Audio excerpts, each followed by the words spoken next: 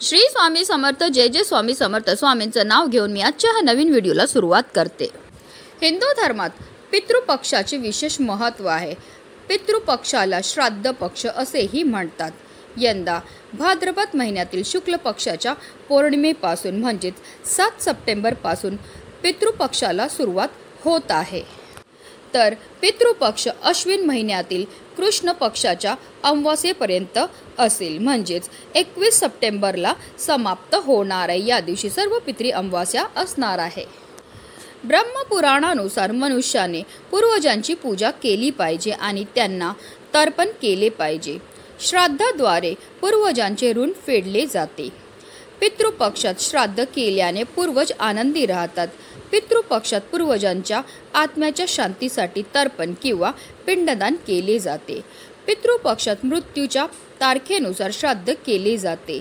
जर मृत व्यक्तीची मृत्यूची तारीख माहिती नसेल तर अशा परिस्थितीत अमावास्येला म्हणजे सर्व पितृ अमावास्येला श्राद्ध हे केले जाते.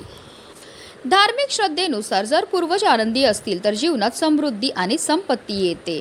पण जर पूर्वज रागावले तर त्या व्यक्तीचे जीवन अडचणींनी भरलेले असते. पितृपक्षात दररोज तर्पण करावे, परंतु ज्यांचे पालक जिवंत आहेत त्यांना तर्पणाचा नियम लागू होत नाही.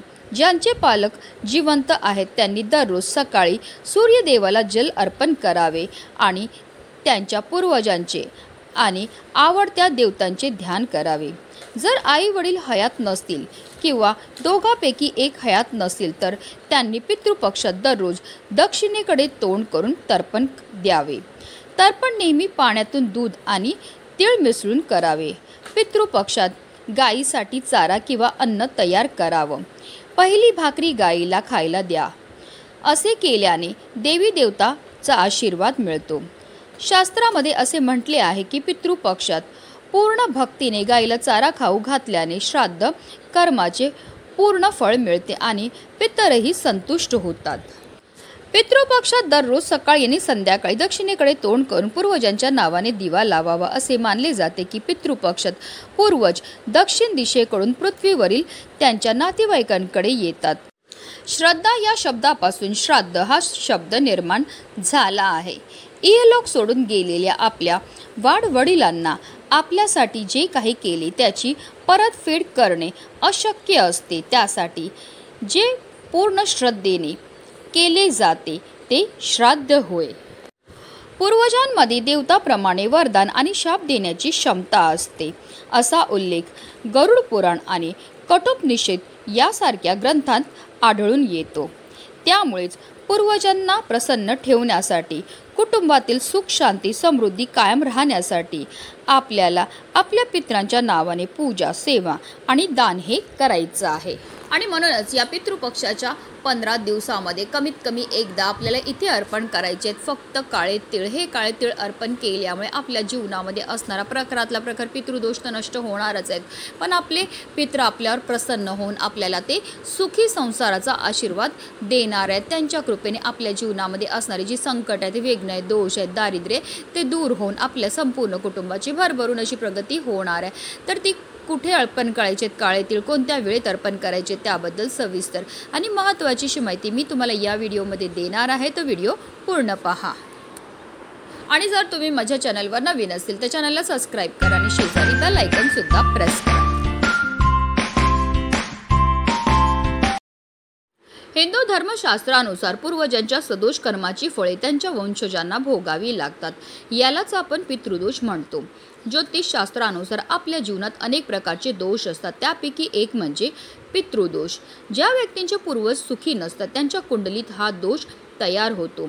दरवर्षी येणाऱ्या पितृपक्षात पितरांच्या श्राद्ध न केल्याने, श्राद्धविधीत भाग न घेतल्याने आणि पितरांच्या आत्म्याच्या शांतीसाठी पूजा न केल्याने हा दोष प्रबळ होतो आणि सर्व प्रकारच्या समस्या जीवनात निर्माण होतात. या दोषामुळे कुटुंबात अस्वस्थता, प्रगतीत अडथळे, अचानक आजारपण, संकट, संपत्तीची कमतरता, सर्व सुखसोयी असूनही मनाची असंतोष, तसेच आपली मुलं खूप आजारी पडतात, चिडचिड करतात. खूप शिकलेली आहेत आपली मुलं पण त्यांना मनासारखी नोकरी प्राप्त होत नसेल, मुलांच्या विवाह जुळण्यामध्ये समस्या येत असतील, संतान प्राप्तीमध्ये समस्या येत असतील तर आवर्जून आपल्याला पितृपक्षामध्ये काही प्रभावी उपायाने सेवा करण्याची गरजही भासत असते।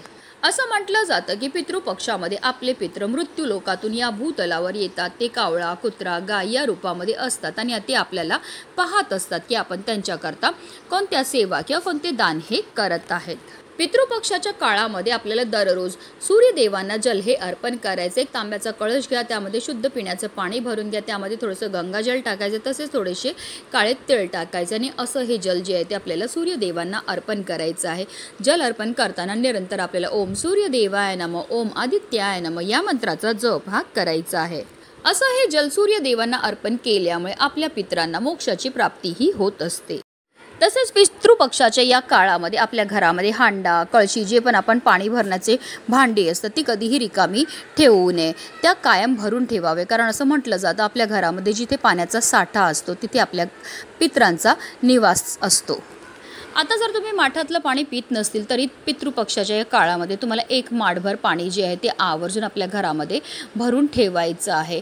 तुम्ही पाणी पित नसतील तरीसुद्धा तुम्ही ते पाणी भरून ठेवा। दुसऱ्या दिवशी ते पाणी एखाद्या झाडाला तुम्हाला घालून द्यायचं, पुन्हा तुम्हाला नवीन पाणी भरायचं, असं दररोज तुम्हाला करायचं। असं केल्यामुळे सुद्धा आपले पितृ प्रसन्न होत असतात।